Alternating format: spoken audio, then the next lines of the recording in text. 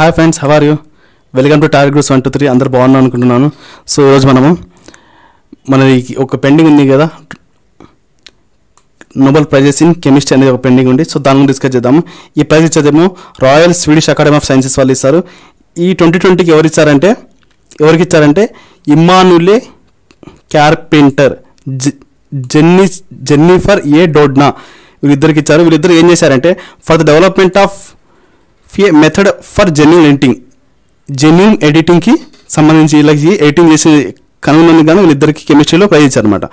So మనం ఇన్డెప్త్గా వెళ్దాం అనమాట. సో మన వీడియోస్ ఎందుకు కొద్దిగా లెంతీగా ఉంటాయి అంటే మనం ఎక్కువ మ్యాటర్స్ చదువుతాం అనమాట. సో అందుకోసం మనం లెంతీగా ఉంటాయి. సేమ్ చదువుతూ ఉంటాయి ఈ వీడియో. మనము కెమిస్ట్రీ 2020 ఎవరికి ఇచ్చారు, నోబెల్ ప్రైజ్ నంబర్ ఆఫ్ ఇప్పుడు దాకా ఎన్ని ఇచ్చారు, ఇద్దరు కలిపి ఎన్ని ఇచ్చారు, యంగెస్ట్ ఎవరు, ఓల్డెస్ట్ ఎవరు, ఫీమేల్లో ఎంతమందికి వచ్చింది అంటే ఆడవాళ్ళకి ఎంతమంది వచ్చింది, ఎవరు దీన్ని కెమిస్ట్రీలో డిక్లైన్ చేశారు అంటే వద్దు అని తిరస్కరించారు, మల్టిపుల్ నోబెల్ ప్రైజెస్ కెమిస్ట్రీలో ఒక్కరికి ఎన్ని ప్రైజ్లు ఇచ్చారు, పోస్టమస్ నోబెల్ ప్రైజ్ అంటే చనిపోయిన తర్వాత ఎంతమందికి కెమిస్ట్రీ నోబెల్ ప్రైజ్ ఇచ్చారు, నోబెల్ ప్రైజ్ అమౌంట్ ఎంత, నోబెల్ ప్రైజ్ ఇండియాలో ఎవరికి వచ్చింది, అదే కెమిస్ట్రీలో ఇండియాలో ఎవరికి వచ్చింది అనే దాని మీద మనం చేద్దాం అనమాట.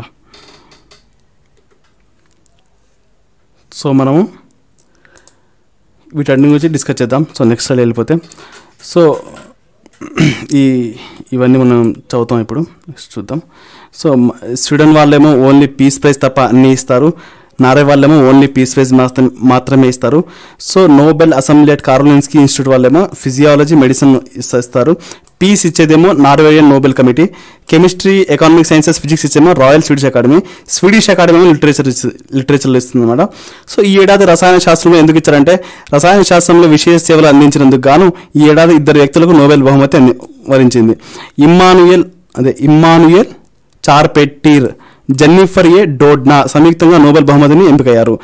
జీనోమ్ ఎడిటింగ్ విధానంలో వారు చేసిన పరిశోధనకు గాను నోబెల్ పురస్కారం ప్రకటించారు. కాగా ఈ ఇద్దరిలో ఇమ్మానుయేల్ ఫ్రాన్స్ అండ్ జెన్నిఫర్ అమెరికాకి చెందినవారు. ఇమ్మానుయేల్ గారు ఫ్రాన్స్కి చెందిన ఆమె అండ్ జెన్నిఫర్ ఏమో అమెరికాకి చెందిన ఆమె. ఓకే. సో వీరి పరిశోధన ద్వారా మొక్కలు, జంతువుల డిఎన్ఏలను మార్పు చేయడంపై కీలక అంశాలను వెల్లడించారు.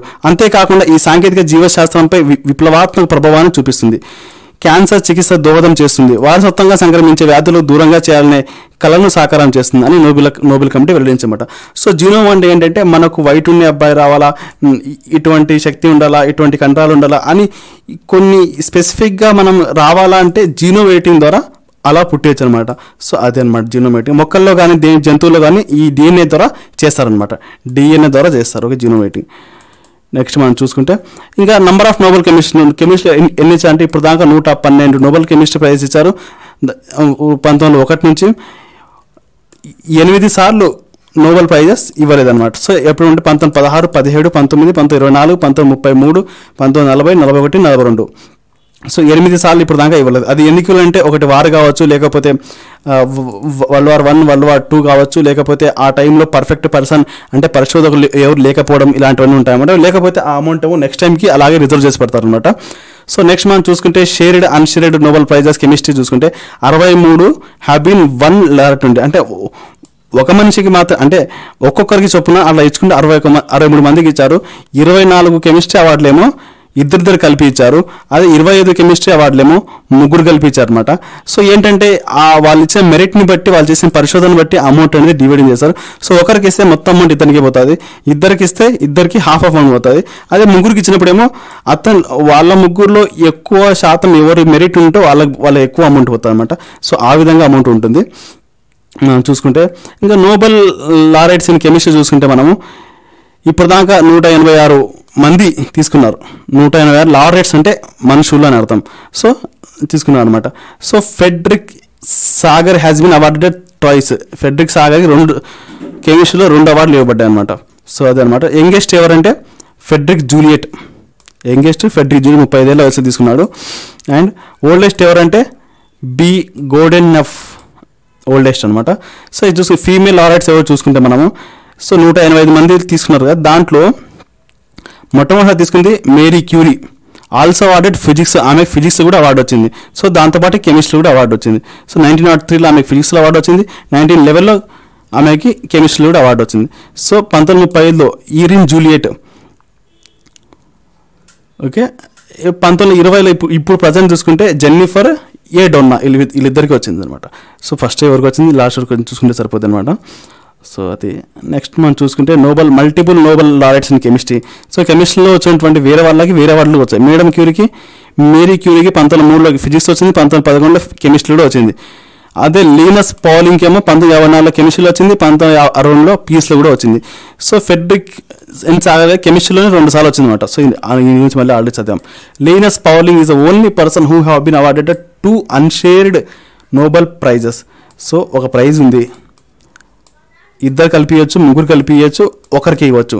సో ఇలా ఒకరికి ఇచ్చే ప్రైజెస్లో లీనస్ పౌలింగ్ గారికి 2 సార్లు ఇవ్వబడింది అంటున్నారు అనమాట. సో 2 అన్షేర్డ్ నోబెల్స్, షేర్డ్ ఇద్దరికిస్తే షేర్డ్ అంటారు, ముగ్గురికిస్తే షేర్డ్ అంటారు, అదే సింగిల్కి ఇస్తే అన్షేర్డ్ అంటారు. సో అదనమాట.